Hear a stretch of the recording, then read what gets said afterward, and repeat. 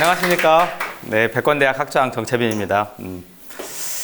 오늘 제가 준비했던 내용은 우리가 벌써 같이 모여서 공부한 지가 1년이 거의 다 이제 다 되어 가고 있습니다. 1학기, 2학기가 마쳐가고 앞으로 이제 3학기, 4학기가 남았는데 중간 정도에 저희가 그동안에 공부했었던 거에 대해서 복습 겸 해서 우리가 공부만 하고 생각하지 않고 그러면 사실은 위험하다고 하는 말이 있잖아요. 우리가 지난번에 공부했었던 거죠. 그래서 저도 이번 강의 준비를 하면서 지난 1, 2학기 동안에 준비했었던 거에 대해서 생각을 여러 번 하다 보니까 그동안에 워낙 우리가 빨리 달려갔구나. 1년 동안에 우리가 무려 막 50권, 60권씩 매주 한 권 이상 이렇게 읽다 보니까 너무 빨리 달려와서 잠시 이렇게 생각하는 시간이 저에게는 아주 좋은 계기가 됐습니다. 그래서 이런 걸 총괄하는 의미도 좀 있고 또 저 현재 제 수준에서도 이런 정도의 어떤 제목 하에서 제가 이제 그동안에 제가 배웠던 것을 좀 총체적으로 한번 정리하는 그런 시간을 갖도록 해보겠습니다. 그래서 제목은 백권대학 1, 2학기와 자주사관 이렇게 뽑았습니다.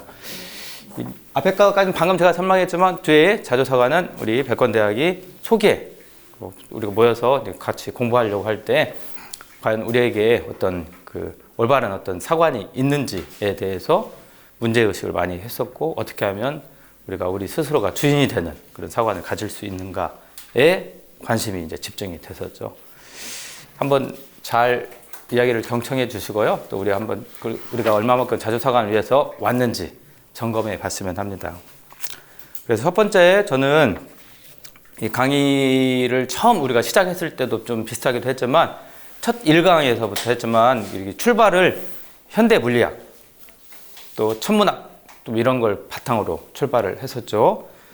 그래서 이 현재 현대 물리학 우리가 교재가 2000년 이후 특히나 2010년 내외 즈음해서 나왔던 책들을 위주로 텍스트를 했기 때문에 실제 굉장히 우리가 최신의 어떤 전 세계적인 석학들이 다 연구하고 했었던 것을 우리가 같이 이제 공부하는 그런 상태다라고 생각하면서 현대 물리학이 가지고 있는 가장 우리가 기억에 날 수 있는 것은 현대 물리학은 이 비결정론적 인과열. 현대 물리학을 거의 우리가 양자역학이라고 하잖아요. 그래서 제가 볼 때 양자역학은 확률적 입장이다. 이런 걸로 이제 출발을 해보겠습니다.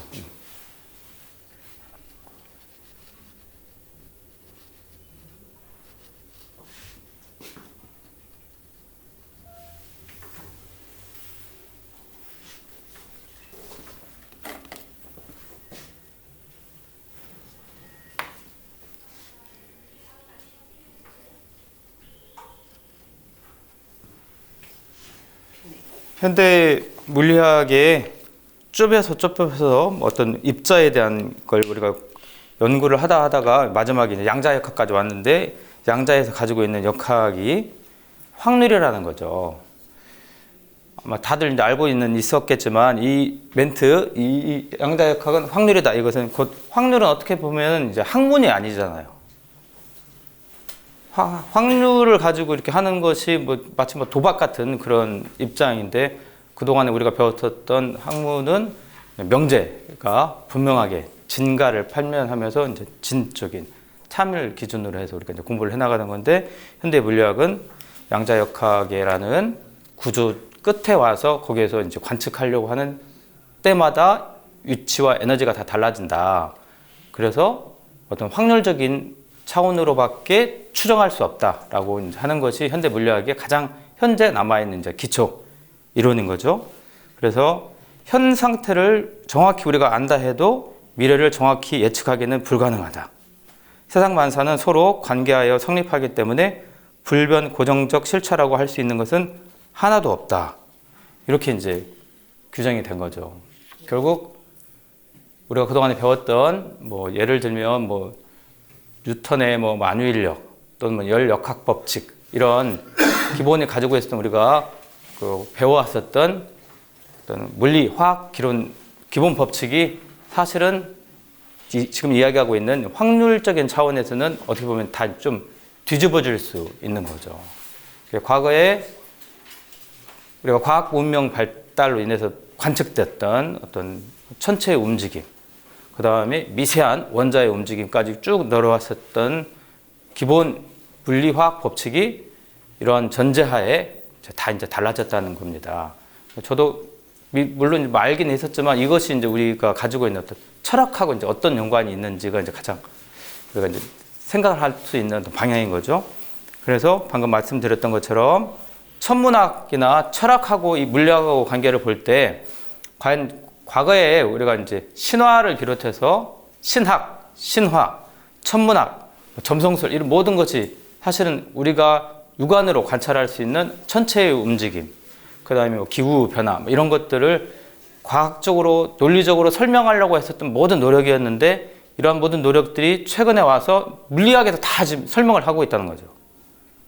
그 물리학 플러스 천문학에서 지구가 생긴 지가 이제 대략 43억 년 됐고 또 지구가 움직이고 있는 우리 은하계를 비롯한 이 우주 발생은 143억 년 정도가 됐고 빅뱅으로 출발했고 또 빅뱅 이전에 그 상태도 있다. 이게 지금 계속 밝혀지고 있잖아요.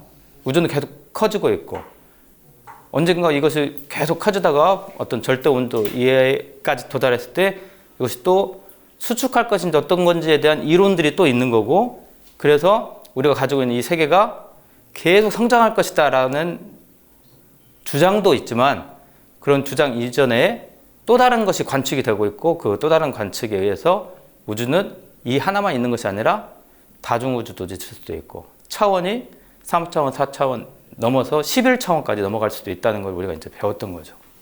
그리고 우리 세계가 살고 있는 이 지구상에서 우리가 살고 있는 이 설명을 좀 더 이렇게 현장에 있는 물리학적으로 생각해 보면 굉장히 다양한 우주도 있고 시간적인 차원도 있고 이 모든 것이 딱 이 한마디로 양자역학을 하면서 뭔가 이렇게 확률 고정되지 않았다 이런 것이 철학을 바탕으로 해서 우리가 가지고 있는 기본 어떤 어떻게 보면 이제 이런 것이 이제 상식화 정도가 우리가 되어야 되지 않을까 생각합니다. 자, 그런 와중에 우리가 이제 살고 있는 우리 세계, 우리 한국에서 우리가 좀 살고 있는데 여기에 이제 그동안에 우리에게 이러한 세계, 이런 방금 이야기했었던 이런 현대 물리학적인 사고에 이르기 전까지 우리에게 주된 어떤 과학적인, 철학적인 영향을 줬었던 것은 그동안에 보면 서양 철학에서 영향을 우리가 가장 많이 받지 않았나 생각합니다. 그래서 우리가 공부했었던 서양 철학의 대표적인 것, 헤겔의 절대정신, 또 헤겔이 이야기하는 이제 문명 석차론. 문명은 미개한 문명이 있고 발달한 선진화된 문명이 있고 그래서 선진화된 문명이 미개한 문명을 가서 개발해주고 문명을 열어주는 그게 이제 바로 개발원자의 입장이고 문명을 많은 사람들이 인류에게 마치 풀어주는 듯한 입장인 거죠. 그런데 그것이 바로 이제 헤겔의 입장이었는데 과연 정말 그런가? 어떤 문명의 석차가 1등, 2등, 3등이 있는지에 대한 것을 우리가 이제 스스로 한번 생각을 해볼 수가 있었고 방금 말씀하셨던 것처럼 문명이 이렇게 먼저 발달하고 또는 중간에 머물러 있고 미개한 국가나 어떤 사회는 서양 역사관으로 볼 때 역사적으로 꾸준하게 발달을 했었던 국가가 있고 사회가 있고 발달하지 못했던 국가와 사회가 있다는 거죠. 그리고 그걸 통체적으로 쭉 봤을 때 경제 발전에 따르는 단계론, 경제 발전 단계론에 따르는 사회를 설명할 수 있는 이론이 지금까지 이제 우리에게 가장 많이 영향을 미치고 있지 않았나. 그것은 이제 조금 있다가 제가 더 하고 싶은 이야기인데 마치 이제 그 역사는 원시 공산주의, 노예제, 봉건주의, 자본주의, 공산주의 이런 식으로 꾸준하게 발전한다라고 이제 이야기했던 것이 그동안에 서양에서 이야기하고 있었던 역사 철학이고 또 그런 바탕이 있는 서양의 역사관 철학이라는 거죠. 그렇기 때문에 기본적으로 이렇게 발달됐던 이런 선진화된 문명이 뒤처진 소위 말하는 후진국에 영향을 준다라는 그런 입장에서 지금 딱 보면 서양이 발달됐고 동양이 후진적이다. 라고 하는 기본 시각을 이제 딱 갖춘 거죠. 그 끝이 어디냐 보면 그게 바로 그런 시각을 가지고 사회를 바라보는 그런 것을 오리엔탈리즘이라고 할 수가 있겠습니다. 그래서 오리엔탈리즘은 조금 종류가 다르기도 하지만 그런 오리엔탈리즘의 끝이 바로 제국주의라는 거죠. 그래서 서양은 과학 문명을 발달해서 자기들이 마치 선진국인 것처럼 이야기했지만 그 사상의 근거에는 그들이 그렇게 국가를 발달시키면서 가고 있자 했었던 그 끝은 제국주의 쪽으로 가고, 제국주의는 곧 군국주의화 된 거고, 그래서 유럽에서 발달된 제국주의와 군국주의가 동양을 침탈하면서 그걸 마치 동양의 문명을 개발해 준 듯한 인상으로 왜곡했던 것이 지금 어떻게 보면 이제 밝혀졌다. 우리가 공부를 통해서 새로 알게 됐다는 거죠. 그러면서 제가 이제 말씀드리고 싶은 것은 그러한 시각, 제국주의가 군국주의화되고 이렇게 했었던 경쟁과 경쟁의 기본인 이런 시각으로 보는 것을 마치 이제 자본주의라는 아까 말씀드렸던 사회 발전론에 있어서 자본주의라는 것이 가지고 있는 어떤 기본 특성이고, 이 자본주의는 앞으로 더 나은 사회를 발전하기 위해서 꼭 거칠 수밖에 없는 중간의 과정이라는 거죠. 그래서 마치 지금 현재 우리가 경쟁하고 또 이 경쟁에서 도태된 사람들이 자연적으로 탈락하는 것은 이 사회의 발전을 위해서 어쩔 수 없이 갈 수밖에 없는 과정이다 라는 것을 기본으로 했었던 것이 서양에서 가지고 있는 역사 철학, 그 다음에 서양의 경제발전 단계론이다 라고 생각이 됩니다. 자, 그러면서 이러한 가치에 대해서 문제제기를 하지 않고 스스로 스스로 뭔가 이렇게 생각하지 않았을 때 그러한 상태가 바로 이제 아까 제가 말씀드렸던 이제 오리엔탈리즘이 서양 사람들이 동양을 바라보는 그런 오리엔탈리즘을 박제된, 이미 세상은 그런 세상이 아닌데 계속 똑같은 시각으로 보고 있기 때문에 박물관에 들어가서 딱 고정된 박제된 오리엔탈리즘. 반면에 또 우리가 살고 있는 우리 사회, 이 동양에서 서양처럼 똑같이 생각한, 역시 사회는 그래.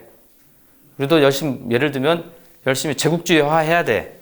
우리도 열심히 군국주의화 해야 돼. 라고 하면서 우리 간에 서로 간에 계속 경쟁하고, 도태된 사람들은 사회적 루저라고 해가지고 다 배제시키고, 잘 되는 사람들끼리만 더 부국 강병하자라고 계속 생각하는 것이 그게 이제 복제된 오리엔탈리즘이다. 그리고 이제 이 복제된 오리엔탈리즘이 실은 사회적으로 볼 때 마치 이제 우리 백건대학에서 새로 나온 용어가 있죠. 모양주의. 네. 모양주의가 바로 복제된 오리엔탈리즘하고 거의 비슷하지 않을까라고 이제 생각이 됩니다.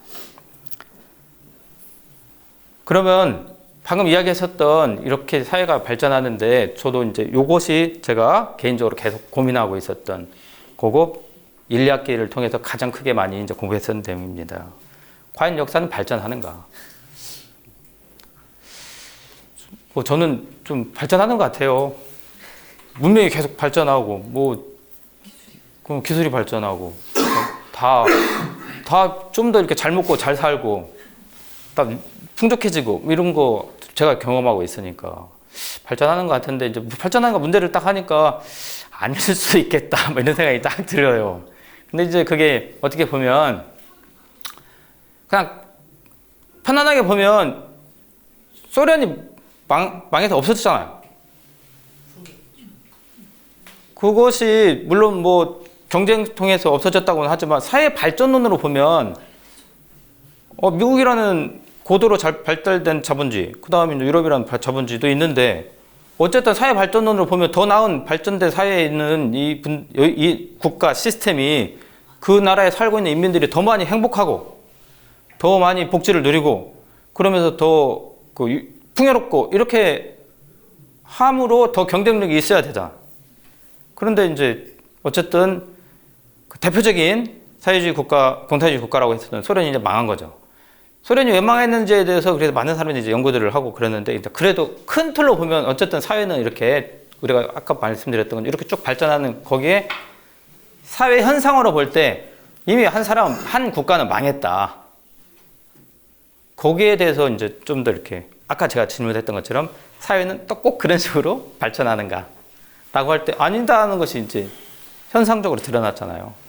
왜 아니고 어떻게 아닌고는 또 이제 연구를 우리가 더 해야겠죠. 어쨌든 중요한 것은 이건 아니다. 그래서 뭐 나선형으로 발전한다 이런 주장도 하잖아요. 그 바탕에 어쨌든 발전한다는 거죠. 그렇지만 이제 저는 그런 우리가 발전한다는 그 시각 때문에 나타났던 아까 말씀드렸던 우리 내재되어 있었던 그 복제된 오리엔탈리즘, 그 복제된 오리엔탈리즘이 공부를 통해서 알아보니까 이것이 아마 우리 스스로에 대한 우리 사회, 우리가 살고 있는 대한민국에 대한 어떤 부정적 이미지를 우리한테 너무 많이 심어줬던 것이 아닐까라고 생각합니다. 그 부정적 이미지가 가장 대표적인 것이 이제 우리는 망한 나라였고 또 어떤 면에서는 망할 수밖에 없었던 나라였고 거기에서 이제 해방되고 새로운 이제 국가가 탄생하고 지금부터 우리가 이제 또 성장한다 이렇게 생각을 한다는 거죠. 곧 바탕에 있었던 우리는 망할 수밖에 없었고 또 망하는 것이 당연하고 라는 그 생각이 바로 우리가 이전에 우리 부모님들이 이전에 세대를 살았던 조선이라는 나라가 망할 수밖에 없었고 돌이켜보건대 장점보다는 단점이 워낙 많은 그렇게 이제 부정적인 이미지가 우리 내부에 만연해 있었던 거 아닌가. 그걸 극복하기 위해서 그 이제 공부를 우리가 이제 통해서 보니까 뭐 예를 들면 봉건주의를 거쳐서 자본주의로 넘어가야 되는데 그 옆에 있는 이웃인 일본이 명치 유신을 통해서 봉건주의를 빨리 타파하고 자본주의화돼서 부국강병으로 갔다. 우리는 못 탔다. 뭐 이렇게 이제 보는 거죠. 그러므로 경쟁에서 밀리니까 우리가 이제 일본이 우리를 어떻게 보면 이제 침탈해서 들어왔는데 침탈에 들어와서 식민지여긴 했지만 결과적으로 우리에게 문명을 가져다 주고 우리를 개발시켜주고 라고 했으므로 역사는 자본주의를 통해서 더 나은 세계로 가야 되는데 자본주의가 못 가고 있는 사회에 일본이 우리를 자본주의화 시켰으니까 일본이 한편으로는 우리한테 상당히 우리 사회 발전에 기여한 거 아니냐라는 시각이 우리한테 굉장히 많이 있었다. 그것이 바로 아마 식민사관이 이어지지 않았을까. 그리고 그런 식민사관이 지금까지도 있기 때문에 사실상 우리는 뭐 마치 그 식민주의의 친일파 청산을 못했다라고 하는데 그거보다 더 분명한 것은 친일사관 자체가 우리가 아직도 극복하지 못한 거죠. 제가 이렇게 이야기하는 순간에 우리는 이미 극복이 됐습니다. 네. 우리는 이미 이것이 아니라는 걸 알고 있는 거죠. 왜냐하면 그때 당시에 우리 선배들은 공부를 통해서 우리도 더 나은 국가를 가고 싶어 했었는데 우리를 봉건주의보다도 못한 아시아적 생산 양식을 가지고 있는 봉건주의보다 더 미개한 사회로 우리를 이제 규정을 해놨기 때문에 그것이 아니다. 우리도 봉건주의적인 면이 있다. 우리도 자본의 맹아가 있었다. 우리도 내재적으로 발전할 수 있었다라는 이제 주장을 계속 핀 거죠. 그런데 그런 주장은 결국 사회는 계속 발전한다라는 걸 전제로 깔았기 때문에 어쨌든 밑에 있었던 나라를 위로 올려줬던 일본에 대해서 이게 개발을 도와준 측면이 있다. 그게 독재든 식민지든 이익이 있다라는 측면이 있으니까 지금까지 우리가 독재에 대해서도 약간의 긍정적인 면이 있는 거고 식민지를 했었던 제국주의에 대해서도 약간의 긍정적인 걸 우리가 가지고 있었던 거죠. 저는 공부를 통해서 우리 사회가 이렇게 계속 발전한다. 발전하는 쪽으로 가야만이 우리가 시대적 상황에 맞추고 근대화된다는 것이 아니다는 것을 아는 것이 굉장히 큰 소득이었습니다. 그럼 뭐냐? 요 중간에 있었던 율곡 이 선생님께서는 국가는 치세와 난세의 반복이다 라고 한 거죠. 지도자하고 사대부 또 우리 산업공상을 이루었던 우리 그 백성들, 인민들, 국민들이 서로 혼연일체돼서 뭔가 이렇게 어려움을 극복하고 또 행복을 추구하고 이런 삶을 살았던 것이 치세고, 그렇지가 않고 만약에 대외적인 상황이 어려워질 때 자기 개인의 이익만을 위해서 꾀하는, 지도자는 지도자의 이익만 취하고, 만약에 민중은 민중이 따로 넋두리만 하고, 이렇게 한동안 서로 이제 나눠지면서 국가라는 전체 시스템이 어려워지니까 그런 것이 이제 난세인 거죠. 난세는 새로운 어떤 그 고민을 통해서 서로 간에 말 그대로 대화, 그 다음에 협력 통해서 뭔가 공통점을 찾아가면서 새로운 행복한 복지, 뭐 이렇게 존중, 인간의 존중, 이런 걸 찾아서 갈 때 그것이 바로 이제 다시 치세 쪽으로 우리가 가지 않을까 생각합니다. 그래서 그럼 우리는 어떤 식으로 그 치세로 갈 수 있는가라고 볼 때, 방금 제가 말씀드렸던 우리 지난 역사, 500년 우리 우리 뭐 반만년 역사 이렇게 얘기하잖아요. 그리고 가까이 있는 조선의 500년 역사를 볼 때, 500년 역사는 짧게 민본과 민생의 역사였다. 그런 민본과 민생의 역사를 만든 조선은 고려에서 혁명을 일으켜서 바뀌어졌는데, 과연 고려는 그때 외세의 침탈인 당시 외국의 침탈에 의해서 국토가 유린당하고 백성들이 삶이 고달퍼지고 할 때 지도자가 지도자답지 못했고 외환을 극복하지 못했던, 굉장히 혼란스러웠던 그런 시점에 이성계라는 건국을 이뤘던 그 국왕하고, 그 다음에 그러한 사회적 혼란을 좀 더 나은 사회계로 어떻게 만들 것인지에 대해서 민생과 민본을 근본으로 세웠던 성리학자였었던 사람으로 이야기할 수 있는 정도전이 서로 만나서 합심해서 새로운 국가를 이제 만든 거죠. 그렇게 만들었던 그 국가가 이제 500년이 지나갔던 거고, 그러한 이념을 볼 때 가장 대표적으로 이 조선에서 했었던 여러 가지 중에 가장 대표적으로 예를 들면 이제 대동법 실시. 대동법은 조세와 균역을 차별을 뒀던 것을 어떻게 보면 이제 형평성을 골고루 다 한 거죠.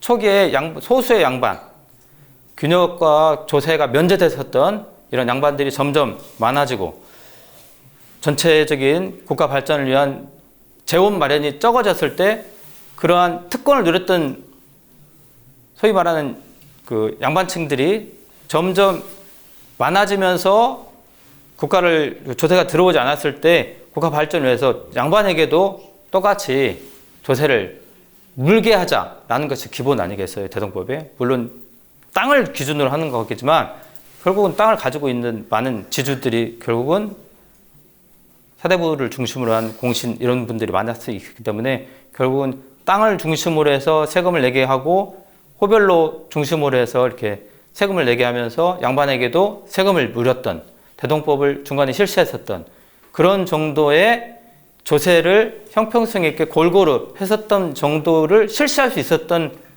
힘이 조선에 있었다는 거죠. 그런 힘이 있었기 때문에 500년 동안 유지됐던 거 아닌가. 그러면 그 조선은 과연 그 국가 어떤 이상향이 무엇이었을까? 우리가 이미 잘 알고 있는 것처럼 유학이죠, 유학, 성리학.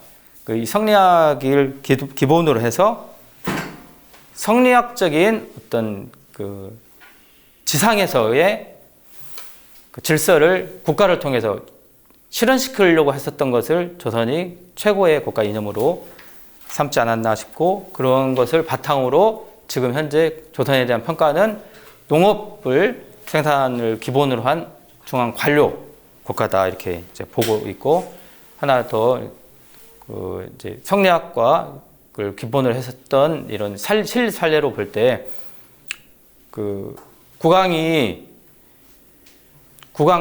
그 국민하고 소통하지 못하면서 국왕 자신만의 어떤 소수 세력만을 위해서 정치를 한다고 하거나, 또는 성리학적인 기본 질서에 어긋나거나, 그럴 때 이 국왕을 조선은 무려 2번이나 바꾼 거죠.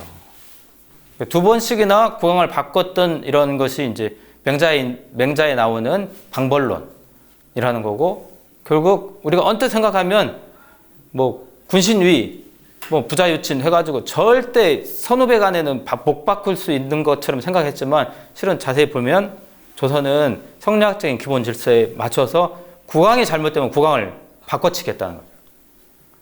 대단히 역동적인 힘을 조선이 갖고 있었던 거죠. 그 힘이 없어지고 놓치고 정조 이후에 특정 파라고 할 수 있죠. 특정파가 자기들만의 소수로 만들었던 거기에서 정권을 독점하고 내부에서 새로운 다른 쪽에서의 균형 있게 권력을 배분시키거나 새로운 생각이 들어오는 것이 차단됐던 것이 이제 100여 년 만에 이제 조선은 사실 외부에 대한 저항력을 갖춰야 될 때 갖추지 못하면서 이제 흔들렸던 거고, 외세가 이렇게 흔들렸던 조선을 이제 침탈에 들어온 거죠. 그러므로 두 가지가 늘 이제 동시에 봐야 된다는 거. 흔들리고 약할 때 바로 잡을 수 있는 조선이 그동안에 힘이 있었지만 그 힘을 내부에서 다시 축적하지 못했었을 때 그 시기에 이제 외세가 들어와서 조선이 이제 국가가 이제 망한 거죠. 그런 것을 우리가 제대로 그걸 통해서 우리가 이제 배워서 이걸 배우면 지금까지 이런 과정을 통해 우리가 배웠는데 이런 배움을 도대체 그러면 통해서 뭘 할 거려고 하느냐. 그 점이 지난 이제 마지막 말씀인데요. 곧 이렇게 우리가 이제 배우는 것을 유학에서도 일찍이 이제 권고를 한 거죠. 우리 공자님이 말씀하셨던 학이 시습시 훈력 여로해야 늘게 우리가 공부하고 또 이렇게 2주일에 한 번씩 우리가 모여서 공부하는 거. 유붕이 자원 박래하니 불력 낙호야. 그리고 우리끼리 열심히 공부하는 것이 비록 남들이 알아주지 않더라도 우리는 기분 나쁘지 않는 거. 그렇게 우리가 공부를 하고 있는 거죠. 그래서 우리가 왜 공부하냐면 우리 주변의 사회가 계속 바뀌고 이렇게 바뀔 때 우리는 도대체 무엇을 어떻게 해야 될 것인지에 대해서 알기 위해서 하는 거죠. 그래서 우리는 어떤 면에서 배우는 게 아니라 안다. 알기 위해서 모여서 공부한다. 우리가 이 공부를 통해서 무엇을 할 거냐면 이제 그냥 아까 말씀드렸던 것처럼 그냥 배우는 것을 통해서 배움을 올리는 것이 아니라 알을 통해서 나와 사회를 일치시켜서 내가 사회에 뭔가 이렇게 나의 개인적인 자아 실현도 할 수도 있지만 사회를 통해서도 할 수 있는, 봉사할 수도 있는 것을 찾자는 거죠. 그런 길을 찾는 사람을 우리는 통시적 지식인이라고 볼 수가 있겠습니다. 이 통시적 지식인은 배움을 배우는 것이 아니라 스스로 알을 통해서 그걸 이제 실천해 나가는 건데, 우리가 배웠던 알았던 거에 의하면 우리 사회가 바뀌어지는 것 역시 일 개인인 우리에게 아무런 책임이 없느냐, 그게 이제 아니라는 거죠. 우리 사회 전체가 움직이는 거에서도 우리 한 사람 한 사람이 다 나름대로 관심을 가지고 기여할 수 있는 바가 있었을 때 우리가 그런 걸 실천하려고 하는 거죠. 거꾸로 이야기해서 우리에게도 일정한 책임이 있다. 국가 전망이 필부에게도 책임이 있다. 그래서 우리가 공부하고 그러한 어떤 개인과 가정과 사회에 일치시키는 그런 이제 노력들이 이제 필요로 한 거고, 그럴 때 이제 우리가 나 개인도 충분히 윤리적으로 우리 사회에 늘 이제 책임을 지려고 하면서 나의 개인의 욕망, 내가 잘 되고 싶다든가 뭐 나의 개인적인 오욕, 이런 것들이 사회적인 흐름을 잘 알고 그 사회적 흐름을 이제 잘 융화시켜야 통시적 지식인으로서의 우리가 제대로 된 사회적 역할을 할 수 있지 않을까라고 생각합니다. 마지막으로 성리학은 그러면 뭐냐라고 이렇게 얘기할 때 제가 강의 들으면서 참 멋진 표현이었는데, 성리학은 남한테 피해주지 않는 거다. 그런 이야기를 딱 들으면서 정말 좋은 성리학이구나 생각했습니다. 자, 감사합니다. 자, 질문 받겠습니다. 질문을 안 하면 강의를 굉장히 잘했거나 아니면 강의를 아주 못했다는 이야기밖에 없는데 질문을 한 명이라도 해주시면 혹시 예. 통시적 지식인에 대해서 좀 설명을 해주시죠. 네, 그 통시적 지식인을 이야기하면서 그냥 거꾸로 동시적 지식인을 이렇게 이야기하면 편한데요. 그러니까 아까 말씀드렸던 것처럼 이제 동시적 지식인이라는 건 상대적 언어를 해놓고 예전에는 지성인, 뭐 지식인 뭐 이렇게도 했어요. 또 뭐 지성인은 뭔가 이렇게 사회적인 고민을 본인도 같이 고민하면서 같이 이렇게 해결하려고 하는 개인적 윤리, 개인적 책임하고 사회적 책임을 같이 동시하는 그런 쪽으로 자기 스스로를 개인과 사회를 동일시 여기는 거죠. 똑같이 역사의식을 과거에 있었던 역사의식과 지금 역사적인 어떤 관점과 지금 현재의 삶을 같이 또 연결시켜서 말 그대로 과거를 통해서 오늘의 현상을 우리가 분석해서 알고 또 오늘의 현상 분석을 잘 통해서 미래를 예측할 수 있는 그런 노력을 하는 사람을 우리가 이제 통시적 지식인이라고 볼 수 있고, 이제 상대어로 동시적 지식인은 과거를 그냥 과거로만 보고 과거에 있었던 사건에 대한 나열 정도로만 과거에서 그 큰 의미를 찾지 않고 과거에 있었던 역사적 사건에 대해서 뭐 암기 위주로 한다든가 또 현재에 있어서도 현재 나타나는 사회적 현상이나 이런 것을 그냥 현상화시킨다든가 자기의 개인 욕망, 자기 개인의 책임하고 전혀 일치시키지 못하면서 따로따로 분리시킨다든가 이렇게 하는 사람을 동시적 지식인 또는 단순한 지식인 뭐 이렇게 이야기하지 않을까. 우리가 모여서 공부하시는 우리 백건대학은 제가 볼 때 당연히 다 통시적 지식인이고 지성인이다 이렇게 생각합니다. 감사합니다.